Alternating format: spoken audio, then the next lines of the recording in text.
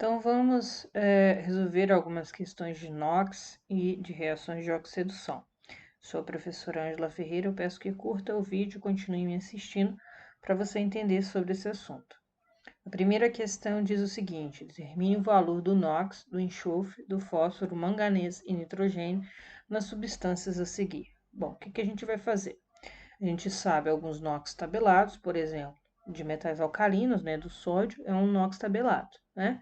O oxigênio também, se ele não for formar peróxido, também é um NOx tabelado. Então, a gente vai usar desses artifícios para fazer o cálculo do NOx, do enxofre, por exemplo. Então, a gente sabe que eu tenho aqui dois sódios, né? E o NOx do sódio é mais um. Então, 2 vezes 1 mais X, que é o NOx do enxofre, que é o que eu quero saber, mais 4 vezes menos 2, que é o NOx do oxigênio, é tabelado nesse caso, e isso aqui, como é uma substância neutra, é igual a zero.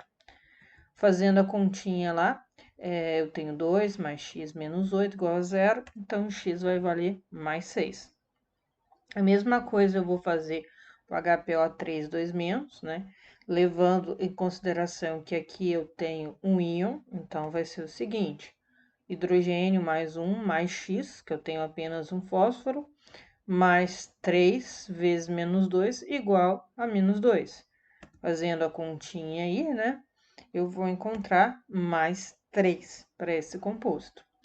A mesma coisa eu vou fazer para descobrir do manganês. O potássio é um metal alcalino, o oxigênio está tabelado. E aqui vai ser mais 1, mais x, mais 4 vezes menos 2 igual a zero. Fazendo a continha, eu descubro que do manganês é mais 7. O NOx do cobre ele pode variar, variar mais 1 ou mais 2, mas como que eu descubro qual que seria o NOx do cobre aqui? Em substâncias iônicas, a gente pode pegar esse númerozinho aqui e passar ele para cá. E quando a gente faz isso, a gente descobre o NOx, por exemplo, o NOx dessa substância é mais 2. E do NO3 vai ser menos 1, tá?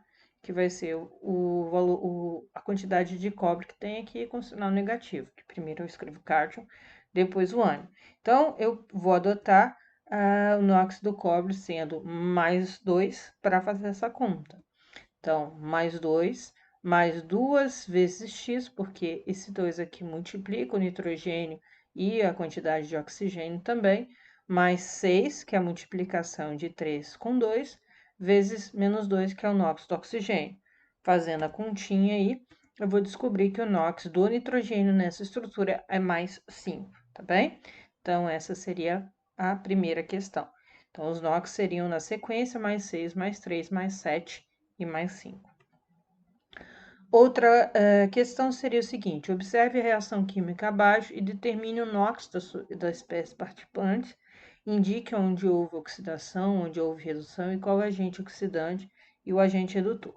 Bom, vamos calcular o NOx do nitrogênio no KNO3, porque ali o nitrogênio ele é o único elemento ali que pode variar o NOx. E eu vou explicar por quê. Então, eu vou calcular o NOx do nitrogênio, né? Quando ele está com oxigênio, ele pode variar o NOx, né? Lembrando que potássio é um metal alcalino, então é NOx mais 1, é tabelado. Eu tenho 3 oxigênios, o oxigênio não está em nenhuma seção, então é menos 2 e 0. E aqui vai ser, fazendo a continha, eu vou descobrir que o NOx do nitrogênio é mais 5. Aí eu tenho NOx de todas as espécies. E como que eu chego a esse NOx? Bom, substância simples, sódio, né? Então, o NOx é 0. Potássio é um metal alcalino, NOx mais 1. O do nitrogênio a gente calculou aqui mais 5. E do oxigênio é menos 2. Do sódio, ele é um metal alcalino também, então vai ser mais 1. Oxigênio vai valer menos 2. Potássio, metal alcalino, mais 1. Oxigênio, menos 2. E N2 seria uma substância simples, então o NOx dela é 0. Então, a gente observa aqui que o sódio ele passou de 0 para mais 1. Lógico, ele oxidou. E o nitrogênio passou de mais 5 para 0, logo ele reduziu. E então, aqui você tem quem oxidou, que é o sódio, e quem reduziu é o nitrogênio.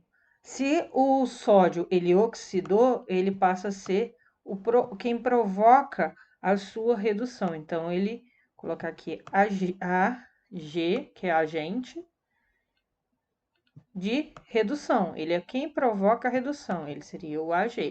E aqui seria quem provoca, o nitrogênio provoca a oxidação. Logo, ele vai ser meu agente oxidante, certo? Então, essa seria a ordem aqui. A próxima questão que nós vamos resolver é o seguinte: o número de oxidação de um átomo pode ser calculado com base em sua eletronegatividade. Dentre as substâncias abaixo, o elemento químico que apresenta o maior número de oxidação é. Então, a gente vai olhar para esses elementos e vamos entender. Eu coloquei aqui já as oxidações de cada um, mas a gente vai entender como eu cheguei a ela, né? Vamos lá do ácido nítrico, né? O nitrogênio ele pode variar o NOx de mais 5, mais 3. Então, a gente vai fazer o cálculo aqui. Hidrogênio tabelado mais 1, nitrogênio, é o que eu quero saber. E eu tenho 3 oxigênios e vale menos 2. Então, fazendo a continha, eu vou descobrir que é mais 5, certo? O ferro, eu posso fazer a conta com o ferro? Pode fazer o... Aliás, na verdade, aqui apareceu o alumínio, né? Para o alumínio? Posso também.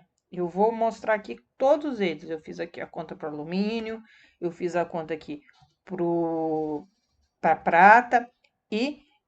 desculpa. E o que acontece? Por que eu não fiz pro ferro? Bom, porque aqui, ó, é só você pegar esse 3 e passar para lá.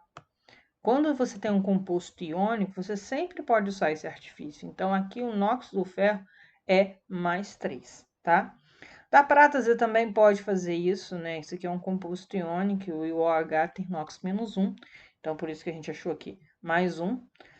O sódio é um metal alcalino, então é mais 1. E o alumínio era só passar para cá o 3 com positivo, porque é um cátion, então seria mais 3.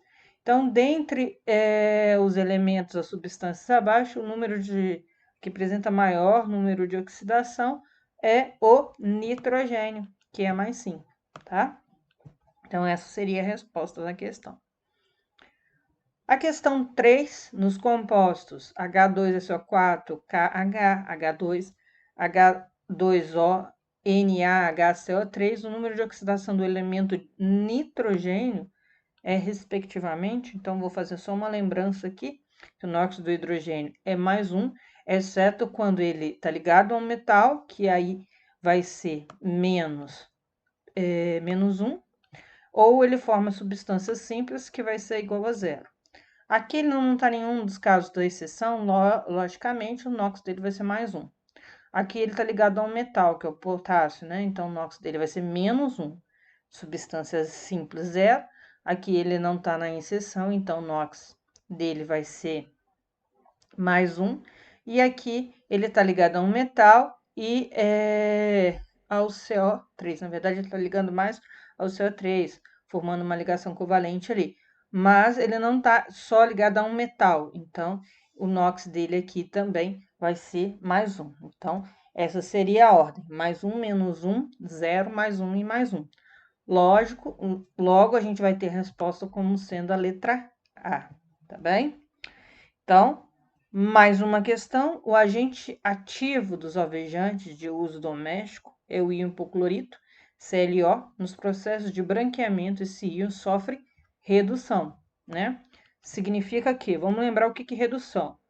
A redução, ela diminui o NOx pelo recebimento de elétrons, tá? Logo, esse íon aqui, o cloro, que estava com o NOx que a gente ainda não viu, a gente vai calcular, ele vai ter que ter esse NOx diminuído. Vamos calcular o NOx do cloro aqui. O oxigênio, NOx é menos 2, eu tenho um oxigênio aqui, então vai ficar essa expressão. Eu tenho um íon, então tem que igualar a sua própria carga. Então, o NOx do cloro é mais 1, tá? Então, vamos ver as opções para a gente poder entender.